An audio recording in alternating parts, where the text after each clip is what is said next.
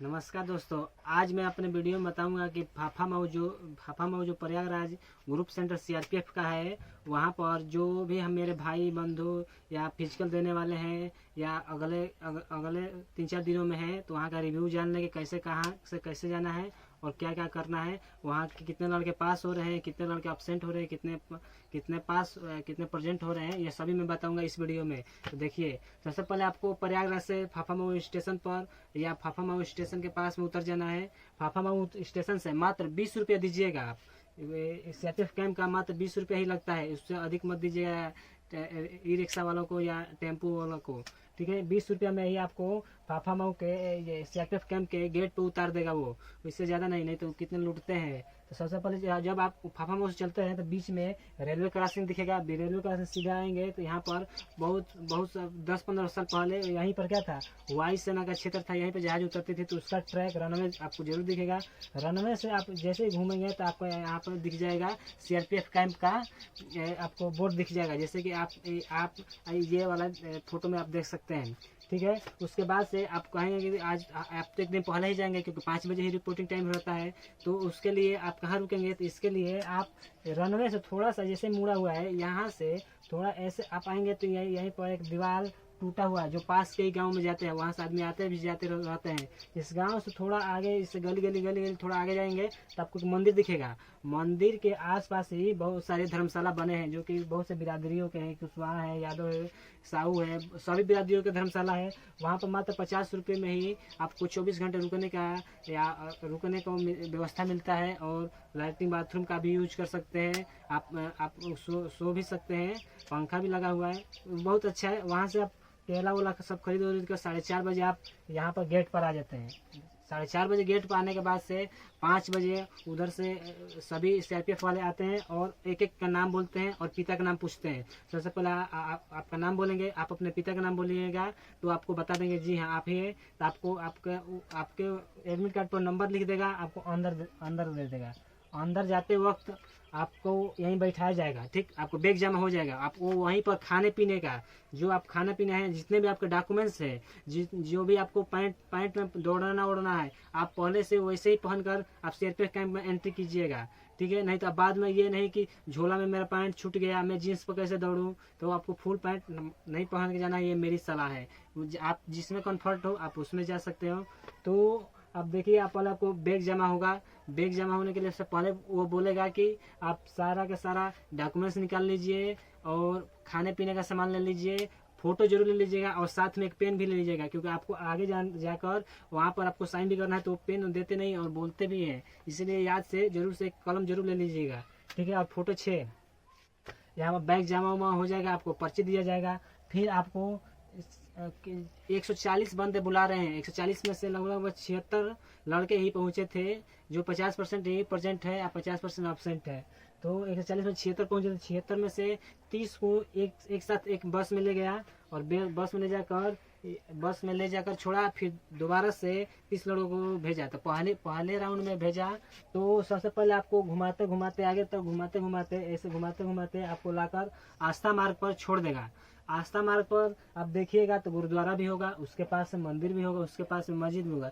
ये डिपार्टमेंट लोगों का है, जो जिसको जिसमें आस्था है वो वहाँ पर जाकर माथा टेक सकता है या कुछ भी बोल सकता है। ठीक है, अब यहाँ से आपको लाकर यहाँ पर मेंस क्लब है, जो फुल एसी है, जो फुल बहुत बड़ा हॉल है, जो फुल एसी है। इसमें नहीं आपको ठंड लगेगी, नहीं गर्मी के दिन में नहीं गर्म महसूस होगा, फुल एसी है। ठीक है, आपको मेंस क्लब में आपको एंट्री करवाया जाएगा और यहाँ बैठा दिया जाएगा लाइन से बैठाने के बाद एक एक का डॉक्यूमेंट्स बायोमेट्रिक होगा, आपको नाम बताना है और आपको फोटो खिंचवाना है। आपको देखेगा कि जो आप एग्जाम देने गए थे आप वही बंदे हैं ना। ठीक है, आपका बायोमेट्रिक लेगा, बायोमेट्रिक लेने के बाद यहाँ से बैठाना शुरू कर देगा। ठीक, यहाँ से बैठाएगा। अब यहाँ पर आपको सारे कपड़े उतरवा कर सिर्फ आपको ये फुल हाफ पैंट और जो रनिंग पैंट होता है उसमें आपको जाना है। ये नहीं कि अंडरवियर पहन कर चले जाए, क्योंकि उसमें लेडीज डिपार्टमेंट में भी रहती है, वो बोलते हैं कि आपको अंडरवियर में नहीं जाना है, आपको रनिंग पैंट लेकर जरूर जाना है। तो रनिंग पैंट पहनने के बाद से सब उतरवा दिया जाएगा। सिर्फ आप डॉक्यूमेंट्स लिए रहेंगे, साथ में पेन भी लिए रहेंगे, नहीं तो पेन के लिए बहुत बोलते हैं। फिर यहाँ से आप आएंगे तो यहाँ पर आप एडमिट कार्ड दिखाएंगे।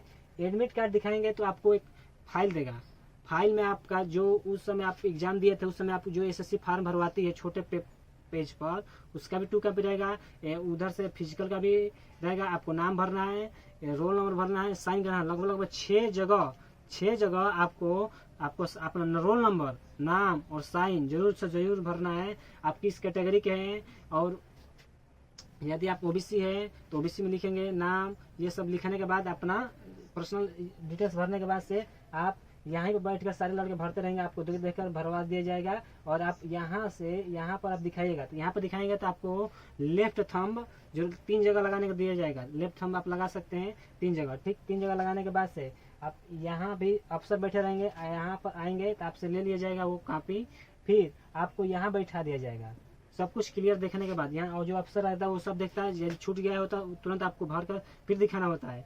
फिर वहां से आपको यहाँ से लाइन से बैठाएगा, एक एक करके ऐसा प्रोसेस पीछे से होता आ रहा है, ठीक है। तो आप एक एक करके बैठाएगा। फिर सबसे पहले जाएगा तो हाइट नापने के लिए 2 मशीनें रखी गई है, आप जिस पर चाहें उस पर नपवा सकते हैं, ठीक है। तो वहाँ पर रखेगा, आपको हाइट मेजर किया जाएगा। अगर आप 170 है जितना है उतना एक ऑफिसर रहेगा, यहाँ पर आपके उसी फैलिए यहाँ आप आ जाएगी, वही यदि फैलिए यहाँ पर आ जाएगी, आपके फैलिए के ऊपर लिखेगा इतना इतना इतना है, ठीक। उसके बाद से आपको चेस्ट नापा जाएगा। चेस्ट ऐसे तो यहाँ पर निप्पल के ऊपर से नाप रहे हैं चेस्ट, जो कि सभी लड़कों का हो जा रहा है। चेस्ट में किसी को नहीं छाट रहे हैं, सिर्फ हाइट में ही मैं छटा हूँ और लगभग 4 लोग छटे हुए हैं। मैं कल ही का फिजिकल देकर आया हूँ, आज बता रहा हूँ। तो हाइट में लड़के 140 में 76 आए थे, उसमें से 4 हाइट में छटे, जिसमें मैं भी था। तो हाइट में बंदे फेल हो रहे हैं। वेट नापा जाएगा, वहीं पर लिखा जाएगा, उसी जो आपको फाइल दिया जाएगा उसी में लिखा जाएगा। फिर चेस्ट नापा जाएगा, उसी में वही ऑफिसर लिखेगा, जो नापने वाला है वही लिखेगा, ठीक। ये सब लिखने के बाद आपको दिया जाएगा चेस्ट नंबर। सभी लड़के पास हो जाने के तीनों कैटेगरी में पास हो जाने के बाद से लड़कों को चेस्ट नंबर दिया जाएगा। चेस्ट नंबर देकर बैठा दिया जाएगा। फिर जितने भी लड़के हैं लगभग 7:30-8 बजे तक सबका हो जाएगा। उसके बाद से 8 बजे से आपको मार्क पर लाएगा, यहीं से निकाल कर आपको यहाँ पर लाएगा, जहाँ से स्टार्ट लिखा है ना यहीं पर लाएगा। आपको इससे पहले आपको वॉशरूम करने के लिए, पानी पीने के लिए, पैंट बदलने के लिए, जूता पहनने के लिए ये सब बोलेगा, टाइमिंग देगा। तथा यहाँ भी लाइन में लगवाएगा और बोलेगा कि आपको 24 मिनट का समय दिया जा रहा है, 5 किलोमीटर दौड़ना है। देखिए कैसे दौड़ना है। ये जो यहाँ से आप स्टार्ट कीजिएगा तो आस्था मार्ग पूरा घूमते हुए यहाँ तक आने में आपको 2.5 किलोमीटर हो जाएगा, ठीक है। कितना 2.5 किलोमीटर है। आपको 2 चक्कर लगाने हैं, मात्र 2 चक्कर। तो आप एक चक्कर भीड़ के साथ लगाइएगा तो थोड़ा जल्दी में लगाइएगा तो 11 मिनट में कर लीजिएगा एक चक्कर। दूसरा चक्कर थोड़ा धीरे धीरे कीजिएगा तो 13 मिनट लग सकता है, या उससे थोड़ा कम कर लीजिएगा। तो यहाँ से स्टार्ट होगा और ये पूरा घूमते हुए ट्रेनिंग कैंप घूमते हुए पूरा आप यहाँ पर आएंगे, एक चक्कर हो जाएगा। फिर यहाँ पर आपको टोकन दिया जाएगा, एक टोकन ले लीजिएगा, फिर लेकर दौड़िएगा, ठीक। तो यहाँ से टोकन लेने के बाद आप फिर दौड़ते हैं, यहीं पर आपको फिनिश लाइन भी हो जाएगा। यहीं पर आपका फिनिश लाइन भी है, यहीं पर आपका फिनिश लाइन भी है। यहाँ पर फिनिश होने के बाद से आपको सभी लोगों को आराम से यहाँ पर आने के बोलेगा, यहाँ फिर बैठाएगा, दोबारा से बायोमेट्रिक करेगा। एक बार तो एंट्री के समय किया, फिर दौड़ के बाद भी बायोमेट्रिक किया। एक लड़के का बायोमेट्रिक ले ही नहीं रहा था, लगभग 80 पेज का भरवाया वो फॉर्म। लगभग एक ही बातें 8 जगह भरनी थी, 10 पन्नों की, कि मैं प्रमाणित करता हूं कि मैं वही लड़का हूं जो पेपर दिया था, मेरे द्वारा किया गया। अगर कुछ भी गलत पाया जाता है तो मुझे बर्खास्त कर दिया जाए। ऐसे करके कोई जगह साइन भी करवा लो। 80 पेज का वो भरवाया, सिर्फ उसका बायोमेट्रिक नहीं लग रहा था। तो ठीक से साफ करके आप लोग चले जाइएगा, ठीक। वहाँ से यहाँ से बायोमेट्रिक होने के बाद आपको रेस्ट देगा एक घंटे का, ठीक। 1 घंटे का रेस्ट देने के बाद से आपको डीवी के लिए बुलाएगा। डीवी में जो लोग आप आसाम के हैं तो वो आसाम का एक व्यक्ति वहाँ पर रहता है, जो सिर्फ देखता है कि पीआरसी इसका ओरिजिनल है कि नहीं है। इसका मतलब कि कोई फेक तो नहीं बनवा कर है, वहाँ पर चेक करता है, नहीं तो वहीं से रेस्ट्रिकेट कर देता है और आपको भेज देता है। अगर आप फर्जी बनवा कर गए हैं तो भाई ऐसा मत कीजिएगा कि अपने ही स्टेट से थोड़ा दम लगा लीजिए पढ़ने में, उसमें क्या है। अब फर्जी बनवा कर जाइएगा तो जब तक आप नौकरी कीजिएगा तब तक आपको डर ही रहेगा कि कोई हमको कर ना दे, फिर आज नहीं तो कल आप पकड़ा ही जाएंगे। इसी बात को हम ध्यान में रखते कहते हैं कि जो आप अपने ही स्टेट से भरिए, ठीक। आसाम का वहाँ से चेक करने के बाद आपको स्लिप दे दिया जाएगा मेडिकल का। मेडिकल का स्लिप देने के बाद आपको अगले दिन या 1 दिन बाद आपको बुलाएगा मेडिकल के लिए। लगभग मेडिकल होते होते हमको लगता है कि 7 दिन कम से कम लग जा रहा है। यानी कि एक बंदा गया है तो उसको पूरा पास हो जाने के लिए कम से कम 1 घंटा 1 सप्ताह लग जा रहा है। तो 1 सप्ताह में आप यहीं पे रुक सकिएगा। धर्मशाला है, 50 रुपये लगता है, सिर्फ आप व्यवस्था ले जाइएगा। यहीं पर खाना भी मिल सकता है, पास में दुकान है और मंदिर भी है। मंदिर का प्रसाद भी बिकता उगता है, मेला भी लगता है वहाँ पर। ठीक है, उसके बाद से जब 1 हफ्ता लग जाएगा तब आपको फाइनल मिलेगा कि आप मेडिकल में भी पास हो गए हैं। कितने लड़कों को हम बता रहे थे, वो बता रहे थे कि मुझे दांत में दे दिया था तो बोला है कि 24 घंटे बाद आना है, दांत को साफ सुफ करके जाना है और प्राइवेट पार्ट्स को सबको क्लीन करके जाना है। उसके बाद से जब फाइनल मिल जाएगा एक आपको स्लिप देगा, वो उसी में जो आप यहाँ पर जो भरे थे ना उसी में से आपको फाड़ कर पास कर देगा, नहीं तो रिजेक्ट स्लिप करेगा। मुझे तो रिजेक्ट स्लिप का मिला था, तो मैं आपको यहाँ पर दिखा सकता हूँ इमेज में। ठीक है, आप देख लीजिएगा, रिजेक्शन स्लिप मिला था। उसके बाद से मैंने एक बंदे का देखा, उसको हाइट में मात्र इसका हाइट इतना था 169.7 था, मतलब 10.3 था, तो भी उसको नहीं होने दिया। वो बोला था कि वो 170 पर रखा था, ठीक है, लेकिन वो अपना स्केल लगाया ना तो अंदर चला गया, इसके माथे में नहीं सटा, तो बोला कि ये 170 नहीं है।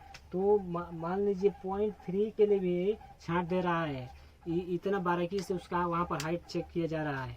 सिर्फ हाइट में ही सिर्फ देखा जा रहा है अच्छे से, बाकी सब चेस्ट लगभग सभी को पास कर दिया। चेस्ट में किसी को नहीं छटा। अगर मेरे वीडियो से आपको अच्छी जानकारी मिली हो तो लाइक कमेंट में कर दीजिएगा।